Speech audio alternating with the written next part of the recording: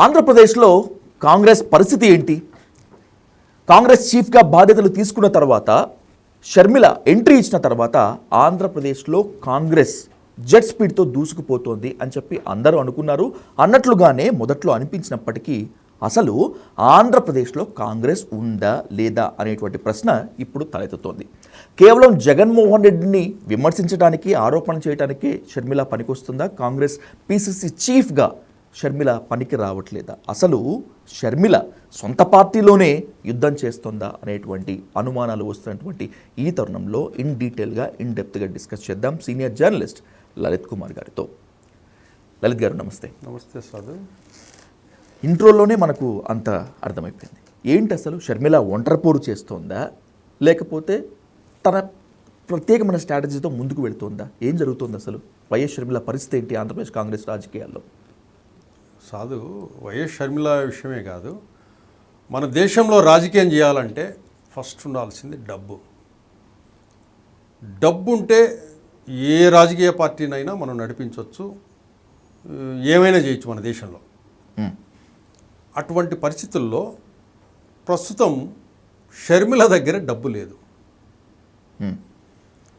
షర్మిల ఏదైనా యాక్టివిటీ చేయాలన్నా కూడా నియోజకవర్గాల వారీగా ఏదైతే కాంగ్రెస్ క్యాడర్ ఉందో కూడా ఆ క్యాడర్ కూడా గత 10 సంవత్సరాలుగా అధికారంలో ఉండేది లేదు కదా.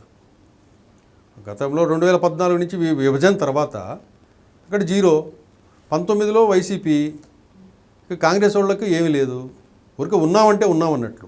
ఈరోజు అదే క్యాడరు ఒక వైసీపీ తగ్గట్టు కార్యక్రమాలు చేయాలన్నా, టీడీపీ జనసేన లాంటి పార్టీలను ఎదుర్కోవడానికి ఆ స్థాయిలో మంది మార్బలాన్ని తీసుకువచ్చి ఒక సమస్యల మీద పోరాడాలన్నా కూడా అంత డబ్బుతో కూడుకున్న పని. దీనికి ఇప్పుడు షర్మిల దగ్గర డబ్బులు లేవు. తెలంగాణలో ఏదైతే పార్టీ పెట్టి కొద్ది రోజులు నడిపిందో ఆ ఉన్న డబ్బులు కూడా తెలంగాణ పార్టీతో ఆడికి క్లోజ్ అయిపోయాయి.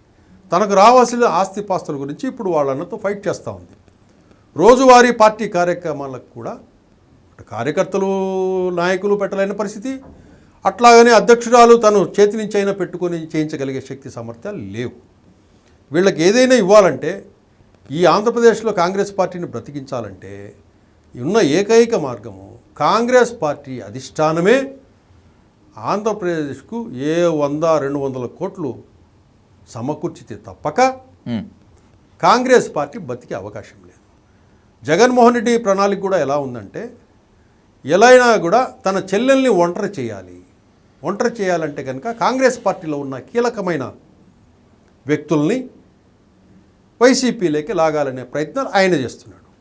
వాస్తవంగా అయితే షర్మిలకు హెల్ప్ చేయాల్సింది ఎవరు అంటే కూటమి వాళ్ళే చేయాల్సి వస్తుంది.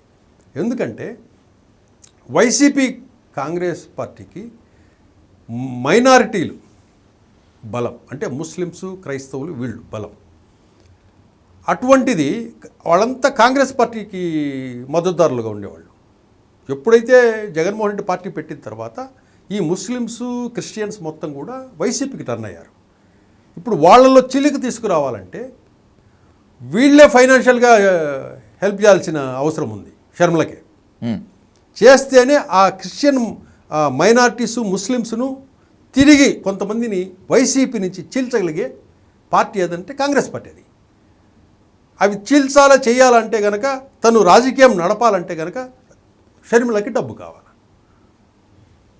అట్లా కూటమైనా దీనికి ఏర్పాటు చేయొచ్చు. ఎందుకంటే జగన్మోహన్ రెడ్డిని బలహీనం చేయాలంటే, జగన్మోహన్ రెడ్డికి ఎవరైతే కీలకమైన ఎస్సీ, ఎస్టీ, మైనారిటీ ఉన్నారు కదా, వాళ్ళను చీల్చుకొని షర్మిల వైపు, కాంగ్రెస్ పార్టీకి చీల్చుకునే వైపు చేయొచ్చు. ఆ విధంగా జగన్మోహన్ రెడ్డిని బలహీనం చేయొచ్చు.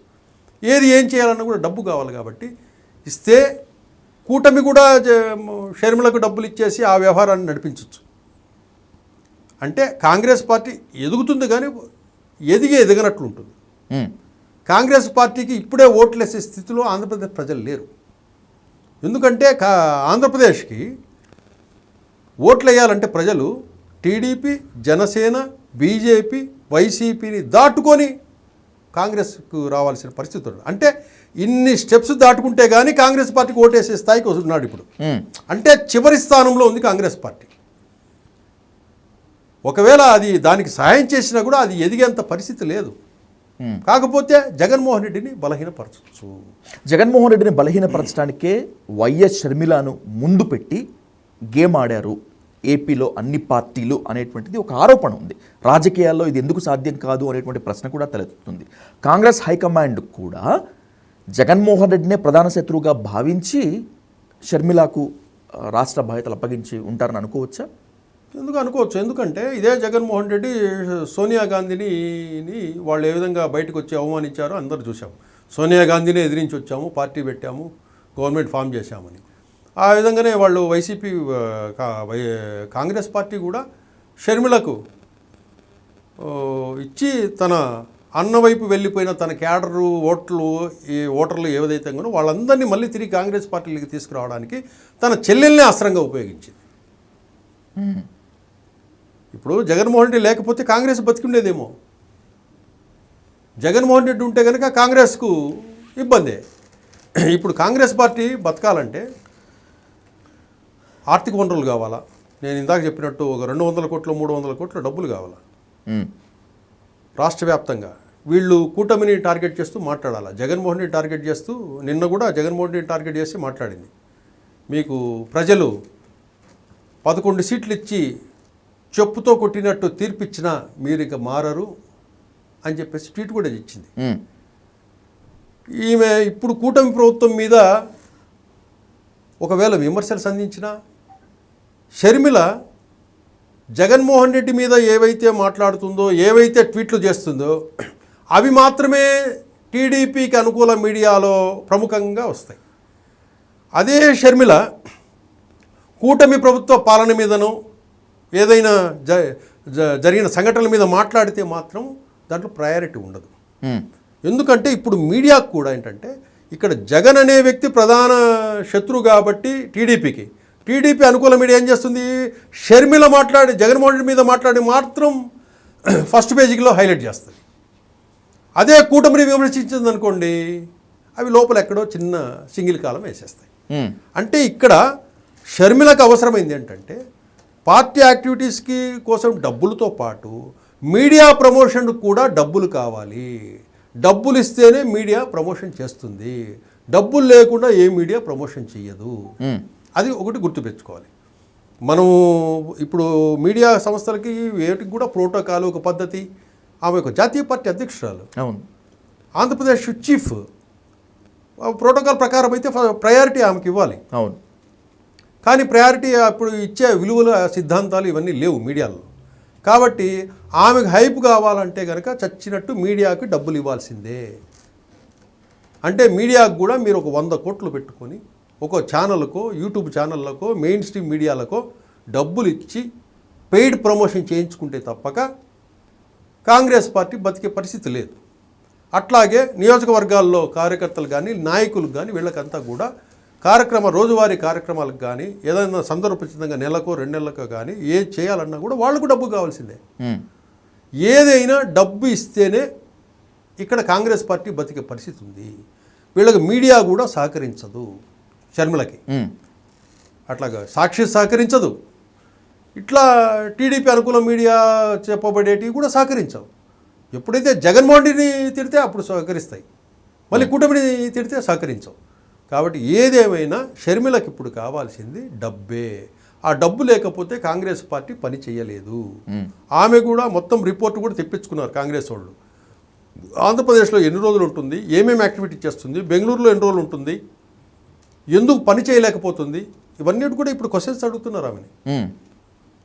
దీంట్లో కూడా జగన్మోహన్ రెడ్డి ఏంటంటే ఈ కాంగ్రెస్ పార్టీ షర్మిలను బలహీనత చేసి ఒంటరి చేయాలంటే ఏం చేయాలంటే కాంగ్రెస్ పార్టీలో కీలకమైన వ్యక్తులు ఎవరైతే ఉన్నారో సీనియర్ నాయకులు వాళ్ళందరినీ వైసీపీకి లాగే కార్యక్రమం చేపట్టాడు.